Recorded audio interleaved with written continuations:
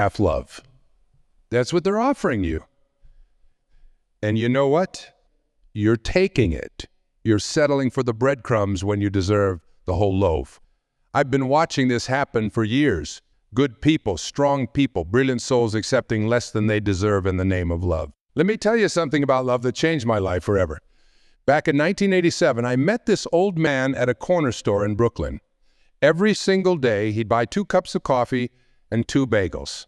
Same order, same time, rain or shine. One morning, I finally asked him why. His eyes welled up with tears as he told me about his wife of 52 years who had passed away 6 months ago. He still bought her coffee and bagel every morning because that's what real love looks like. It's complete, it's whole, it's unchanging. That's not the kind of love you're accepting right now, is it? You're taking the maybe love, the sometimes love, the when it's convenient love. You're accepting the I'll call you when I feel like it love, the I'm not sure what I want love, the let's keep things casual love. And every time you accept that kind of love, you're telling yourself a dangerous lie that this is all you deserve. I'm going to share something personal with you. In 1976, I was that person, the one settling for half love. Her name was Sarah, and she was like summer rain, beautiful, refreshing, but never enough to quench the... For 2 years, I danced to her rhythm, accepted her terms, lived in the shadows of her maybes. I convinced myself that having a piece of her was better than having none of her at all. Man, was I wrong? You see, when you give your heart to a half-lover, you're not just losing love, you're losing time. Time you could spend finding someone who looks at you like you hung the stars in the sky. Time you could invest in becoming the person you were meant to be. Time you could use to build something real, something whole, something that doesn't leave you checking your phone at 2 a.m., wondering if you're good enough. Let me break it down for you. These half-lovers, they come with silver tongues and golden promises. They'll tell you they're just not ready for commitment, but they don't want to lose you. They'll say they need space to figure things out, but they still want you in their life. They'll keep you warm enough to stay, but never hot enough to burn. And you know what that makes you? A placeholder, a safety net, a maybe. But you weren't born to be anybody's maybe. Think about your grandmother's hands for a moment. Those hands that cooked Sunday dinners, that wiped away your tears, that held you when the world seemed too big. Those hands knew what real love was. It was consistent, it was present, it was whole. Your grandmother didn't give her heart to half-lovers. She gave it to someone who matched her investment, who showed up every single day, who chose her even when the choosing wasn't easy. I remember talking to a young woman in 2010. She was successful, beautiful, had everything going for her, but she was caught in the web of a half-lover. He would disappear for weeks, then come back with grand gestures and bigger promises. She'd take him back every time, thinking this time would be different. One day, she came to me with red eyes and a broken spirit. She said, I just realized I've spent 5 years trying to convince someone to love me the way I love. That hit me hard because I've seen this pattern too many times. We're all out here trying to turn half-lovers into whole lovers, trying to fill in the gaps with our own love, trying to make up for what they can't or won't give. But love isn't a renovation project. You can't love someone into loving you completely. When you accept half-love, you start living a half-life. You stop making plans because they might call. You turn down opportunities because what if they finally decide to commit? You dim your light because your brightness might scare them away. You become a supporting character in your own life story, waiting in the wings for your cue from someone who's not even watching the show. Let me tell you what real love looks like. Real love doesn't keep you guessing. Real love doesn't make you feel like you're auditioning for a part in your own relationship. Real love doesn't come with an asterisk, footnote, or fine print. Real love is breakfast together on Sunday mornings, not just drunk texts at midnight. Real love is showing up when you're sick, not just when you're shining. Real love is in the grocery shopping, the doctor's appointments, the quiet moments when nothing exciting is happening. I knew a man in Chicago back in 1992. He had been married for 30 years when his wife developed early onset Alzheimer's. Every day he'd sit with her, tell her stories about their life together, even though she couldn't remember who he was. That's whole love. That's complete love. That's the kind of love you deserve. Now, some of you might be sitting there thinking, but what if this is all I can get? What if this is as good as it gets? Let me tell you something. I used to drive a beat-up Chevrolet back in 1979. The engine would die every time it rained. The radio only played static, and the seats were held together with duct tape. But I told myself it was better than walking, better than nothing.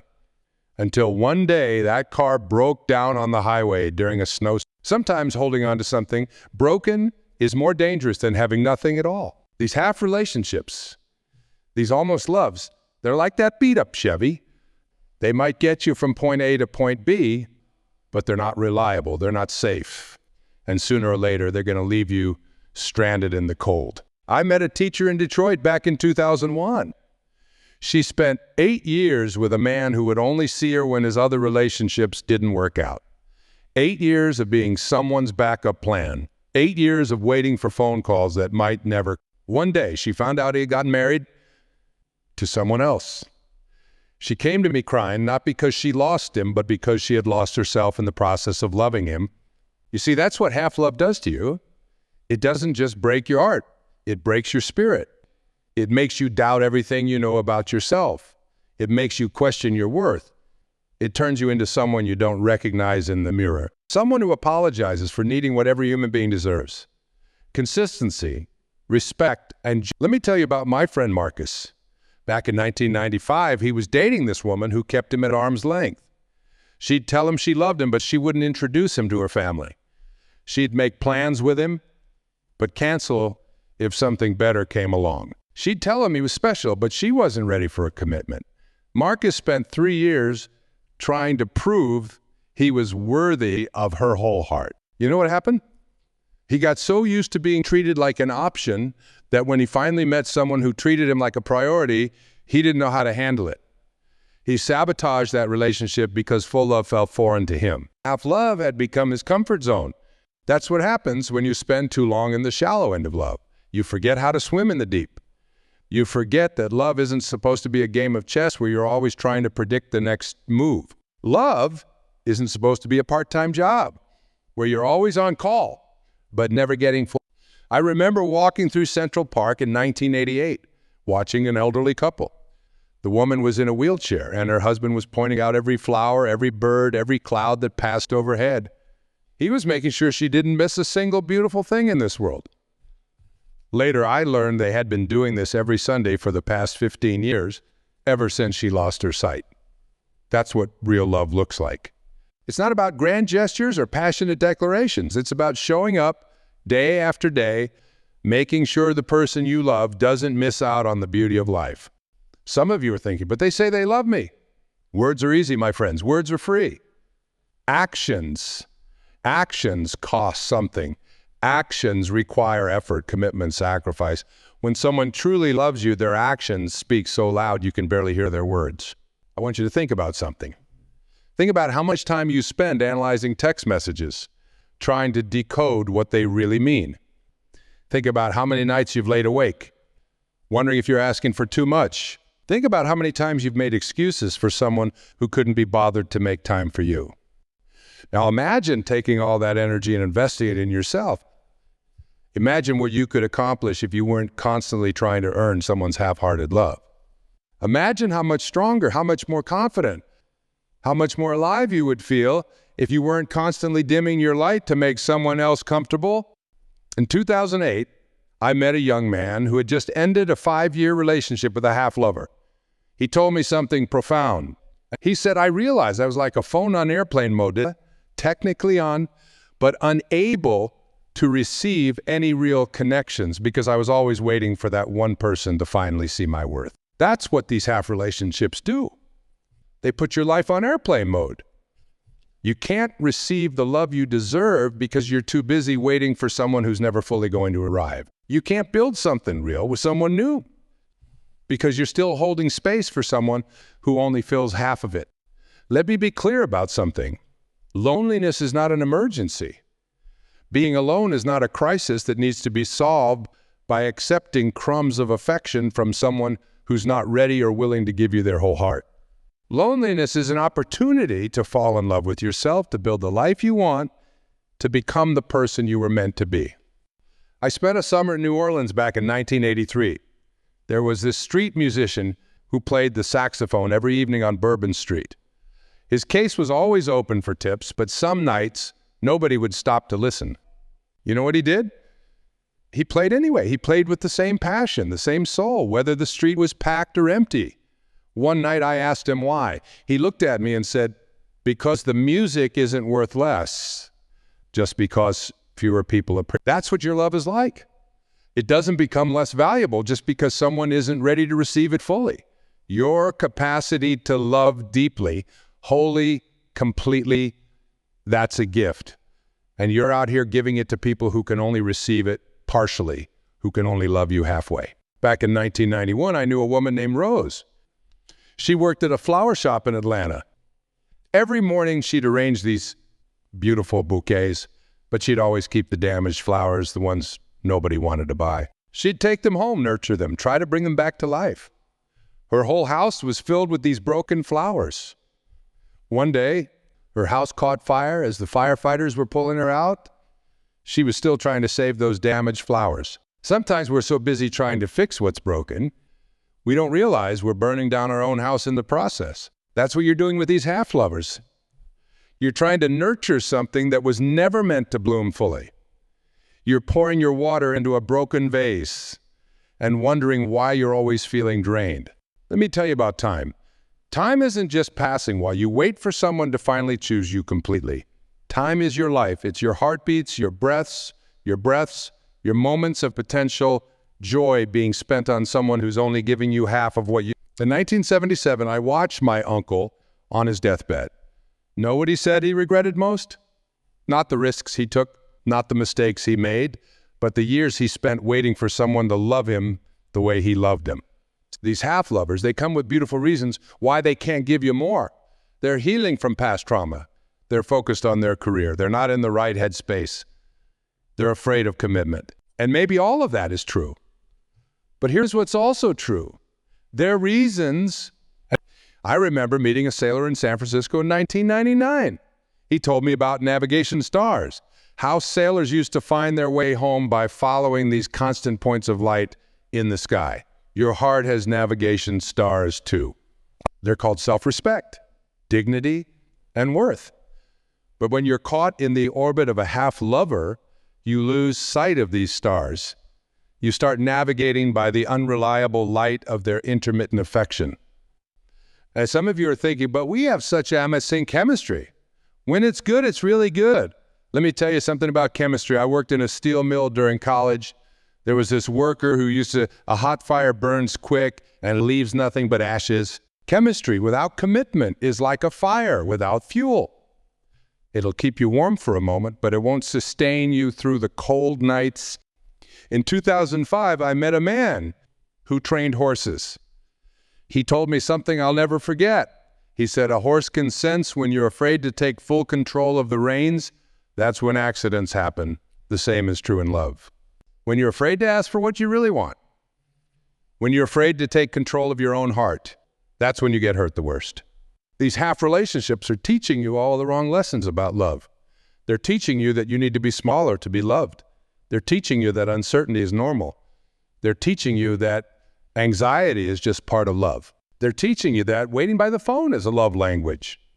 They're teaching you that loneliness within a relationship is better than loneliness on your own. Let me tell you what real love taught me. In 1982, I watched my parents during my mother's battle with cancer. My father learned to cook because she couldn't get out of bed. He learned to braid my sister's hair because my mother's hands were too weak. He worked all day and stayed up all night when she was in pain. That's what whole love looks like. It rises to the occasion. It doesn't make excuses. It doesn't hide behind maybes. You're probably thinking, but what if I never find that kind of love? What if this is as good as it gets? Let me tell you about fear.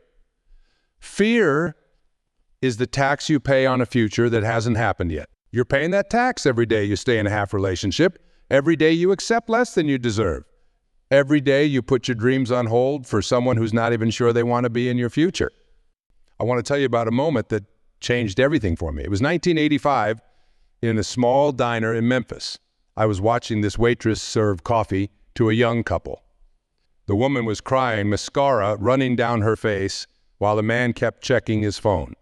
He was breaking up with her, but calling it taking a break, promising to figure things out. The waitress, she must have been in her 60s, stopped at their table and said something I'll never forget. He said, "Baby, if someone wants to leave, pack their bags for them." That waitress had more wisdom than all the self-help books in the world. Because here's the truth. When someone shows you they only want to give you half their heart, believe them. Don't stick around trying to earn the other half. Back in 1997, I visited an antique shop in Charleston. The owner specialized in restoring old clocks. I asked him how he knew which ones were worth fixing. He said, "I look for the ones that want to work. You can't force a clock to keep time if its gears don't want to turn." Same goes for people. You can't force someone to give you their whole heart if they're not ready or willing to do so. You're sitting there carrying your phone everywhere like it's an oxygen tank, waiting for their message, their call, their crumb of attention. You've become an expert at reading between the lines, at decoding their silence, at making excuses for their absence. You've turned half love into an art form, but at what cost? I knew this boxer in Philadelphia back in 1993. He told me that the worst hits aren't the ones you see coming. They're the ones you're not prepared for because you trusted the wrong person to be in your corner. These half-lovers, they're not in your corner. They're sitting on the fence, keeping their options open while you're in the ring fighting for them. Let me tell you about worth. In 1980, I met a jeweler who could look at a diamond and tell you its value in seconds. I asked him how. He said it wasn't just about the size or the clarity. It was about how the light moved through it. Your heart is like that diamond. Its worth isn't determined by how much someone else values it, but by how much light it can hold and reflect back into the world. Some of you are holding on to these half relationships because you've convinced yourself that half a love is better than no love at all. But that's like saying half a parachute is better than no parachute. It's not just incorrect, it's dangerous. Because while you're holding on to something that was never meant to carry you, you're missing the chance to find something that could help you soar. In 2002, I watched a master glassblower at work.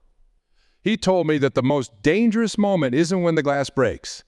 It's when you continue working with glass that has invisible cracks.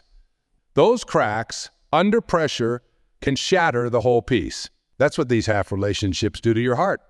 They create invisible cracks that get deeper and deeper until one day you don't just break, you shatter. You've turned yourself into an emotional archaeologist, digging through their words for hidden meanings, excavating their actions for signs of love, collecting artifacts of maybes and somedays like they're precious relics. But while you're digging through the ruins of what could be, your own life is passing you by. I remember watching a documentary about the Great Barrier Reef in 1989. The scientists said something profound, that coral polyps can only survive in clear, clean water. If the water gets too murky, they slowly die. Your heart is like that coral. It needs clarity to thrive. These murky, half-committed relationships are slowly killing your capacity for real, clear, honest love. Let me tell you about time again. Not the kind you measure in minutes and hours, but the kind you measure in heartbeats and moments. Every moment you spend trying to turn a half-lover into a whole lover is a moment you're not spending becoming the person you're meant to be. It's a moment you're not spending building the life you deserve. It's a moment you're not spending finding someone who doesn't need convincing to love you completely. In 1996, I met a lighthouse keeper in Maine. He told me that the most dangerous time for ships isn't during the storm, it's during the fog. Because in a storm, you at least know you're in danger. But in the fog, you can convince yourself everything's fine until you hit the rocks. These half relationships are your fog. They're convincing you everything's fine while you're slowly drifting toward the rocks. I want to share something with you that I learned in a small church in Mississippi back in 1978. The preacher wasn't talking about God that day. He was talking about faith. He said, faith isn't just about believing in something you can't see. It's about believing in something you can't see yet. Your old love story's out there. Your complete love is waiting. But you'll never find it while you're clutching these half-loves like life rafts. You know what's interesting about life rafts? They're not meant for long-term survival. They're temporary solutions until real help arrives. But some of you have been floating on these half-love life rafts for so long you've forgotten what solid ground feels like. You've forgotten that. Love isn't supposed to feel like drowning. In 1990, I visited a vineyard in California. The vineyard told me they had to cut away perfectly good grapes to make the wine better. Sometimes they'd cut away nearly half the fruit. I asked him if it was hard to cut away grapes that were perfectly fine. He said, "We're not in the business of perfectly fine. We're in the business of extraordinary. That's what you need to understand about your heart. It's not meant for perfectly fine love. It's meant for extraordinary love." Some of you have turned compromise into a carnival game. You keep lowering the bar, hoping that if you make it easy enough, they'll finally jump through the hoop of commitment. But every time you lower your standards, you're not just compromising on what you want, you're compromising who you are. I met a woman in Chicago in 2004 who restored old photographs. She told me the hardest part wasn't fixing the damage. It was convincing people that some photos were too far gone to save. Some memories are better preserved in their imperfection than ruined by attempting to force them into something they can't become. Your half relationships are like those damaged photographs. Sometimes the kindest thing you can do is let them remain in the past. Let me tell you what happens when you stop giving your heart to half lovers. You start hearing the rhythm of your own heartbeat again. You start remembering the dreams you put on hold. You start recognizing the difference between loneliness and solitude. You start understanding that the absence of pain isn't the same thing as happiness. In 1986, I watched a master carpenter build a table. He spent hours choosing the right piece of wood. When I asked why he was so particular, he said, "The finished piece can only be as good as what you start with." Your love life is like that table. If you start with half-hearted material, you'll end up with a half-hearted result. You need to understand something fundamental about love. Real love isn't a negotiation. It's not a contract with clauses and conditions. It's not a part-time position with no benefits. Real love is a full-time commitment to choosing each other every day, especially on the days when choosing isn't easy.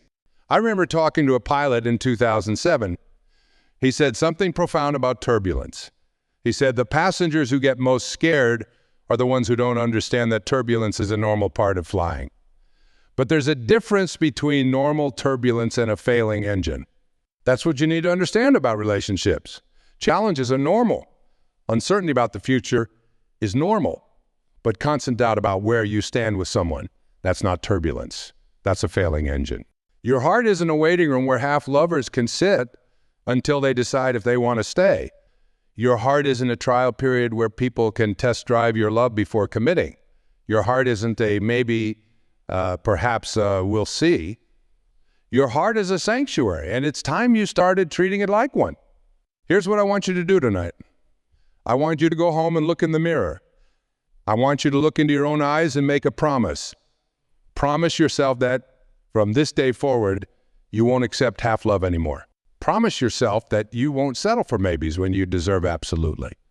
Promise yourself that you won't waste your time trying to convert half lovers into whole lovers. Because here's the truth. The moment you stop accepting half love is the moment you make space for whole love to find you.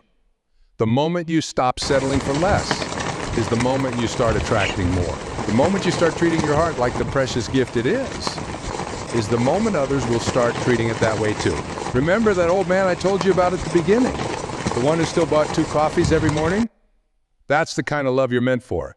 The kind that doesn't know how to give less than everything. The kind that continues even when there's nothing to gain. The kind that transforms you into your highest self instead of shrinking you into someone's part-time lover. Your heart is not a rest stop. It's a destination. Your love is not a maybe. It's a certainty. Your time is not infinite. It's precious. And you are not an option. You are a priority. It's time to stop giving your heart to those who only want to borrow it. It's time to reserve it for someone who will treasure it, protect it, and most importantly, give you their whole heart in return. Because in the end, that's what this is all about.